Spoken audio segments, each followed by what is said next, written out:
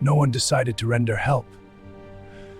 It was Sunday morning. The church was alive with sound. Music thundered through the building. Voices lifted in worship. People danced at the entrance before even stepping inside. Men in tailored suits, women in elegant dresses, perfume and polished shoes everywhere. Right at the church door, sitting on the cold steps, was a man in humble clothes.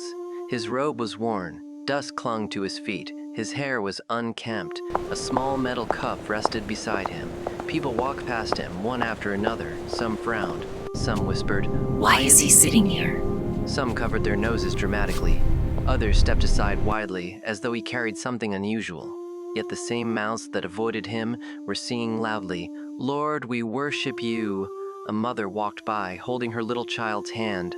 The child suddenly stopped. She Leave looked at him. the man. No, Her he mother needs tugged help. her arm. "Leave him." But the child pulled free gently. She walked toward the man. She reached into her tiny pocket, pulled out a small coin, Leave and him. placed it No, he carefully needs into his help. hand. She smiled. The man looked at her. For a moment, his tired eyes softened. Then he slowly stood up. The music inside grew louder. Why would he walked come toward the church inside like entrance. that? People Why would he stepped come aside inside like immediately. that? Some covered their noses again. Some muttered, "Why would he come inside like that?" He walked down the center aisle.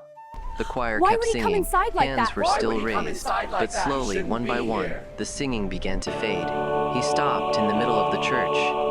The entire room stared at him. He lifted his hands. His palms were open. Gasps filled the room. The music stopped completely. His voice thundered across the church. "Jesus!" Silence. No one moved. The same people who avoided him at the door now stood frozen in shame. He looked around the room slowly. "I was at your door," he said, "and you stepped around me." Then his voice cut deeper. "You sang my praises but couldn't help your neighbor in need. You lifted your hands in worship but would not lift a burden. You prayed for blessings but ignored the broken. You asked me to enter this house while pushing me away at the door.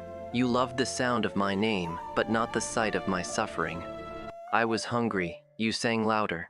I was thirsty. You turned your eyes. I was a stranger. You protected your comfort. No stage lights impress me. No perfect harmony moves me. If you cannot love what looks like nothing, you do not understand me. Worship without compassion is noise."